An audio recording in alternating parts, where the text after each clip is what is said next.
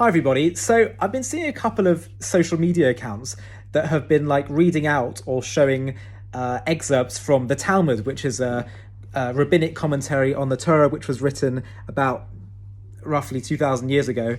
And they're like finding some of these really funny debates or like responses rabbis had to one another when debating each other or dealing with a particular issue, and they're like it's very like funny when you read it, or they seem to be debating really bizarre topics or seemingly like just like having unnecessary debates. And it's I've often said like I find the Talmud like it can often be like really funny, some of the things that gets debated. But one of the things that I think often gets missed is that actually beneath the surface of what seems like a fairly trivial or just humorous discussion is actually there's a lot of depth if you just actually dig a bit deeper. And one example that I just came across recently is there was a debate documented between Rabbi Yishmael and Rabbi Akiva. And they were debating whether when God, at Mount Sinai, when God gave over all the mitzvot, all the commandments, when God said, here are the positive commandments, i.e. keep Shabbat or put on tefillin, they both say the Jewish people said yes. Like, yes, we will do that. But they debated, when God said, do not do this, did they say no? Like, in other words, don't gossip. They said no. Or did they say, don't gossip? Yes. And that's the debate. Rabbi Akiva said they said yes. And Rabbi Yishmael said no, they said no. And it's like, it's quite funny. And also it's like, who cares? Why does this matter? But actually, here's an example of go a bit deeper and you can find something really profound, really deep here. What are they really arguing about? I think they're arguing about the nature of the relationship that was created at Mount Sinai. Was this just a case of God giving over some commandments to a people to create a certain vision for society that they would oblige by?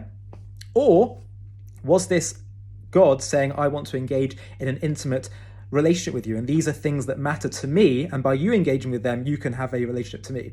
If you say they said to every don't do this, they said, no, we won't.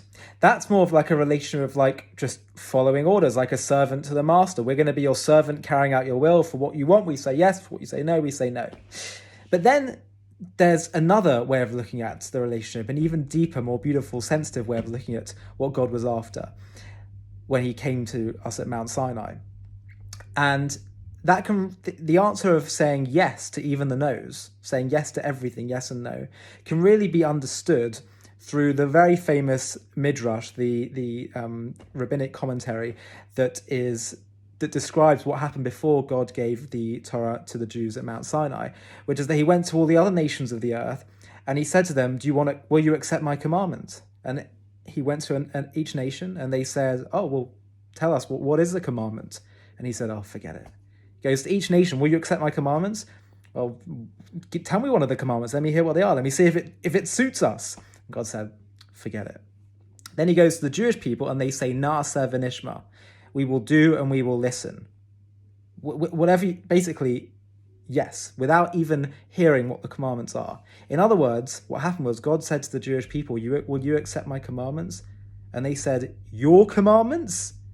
Yes. Right, what's a commandment? In other words, we're not treating you, God, as a means to an end. We're treating you as the end. You want a relationship with me?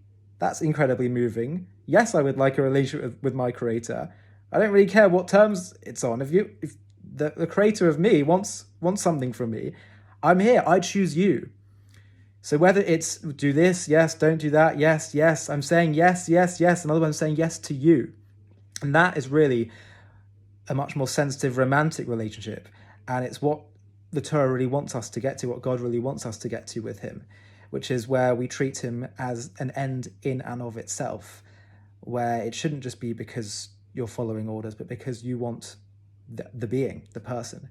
And that is what the healthiest relationship should be, even when it comes to marriage and interpersonal relationships. Being with someone because of something you can get from them, that's nasty. That's treating someone as a means to an end. Wanting to be with someone as an end in and of itself because you just want them, that's beautiful. That's love. And so the debate between saying no or yes is actually incredibly deep, incredibly meaningful debate, which talks about two different aspects, or perhaps the deeper level of layers that describe and should be the ways in which we interact with our relationship with Judaism, with mitzvah, and with God himself. So by all means, engage with Talmud. It is amusing, it's entertaining, but it's also got within it an incredible amount of depth if you just prod a little bit beneath the surface.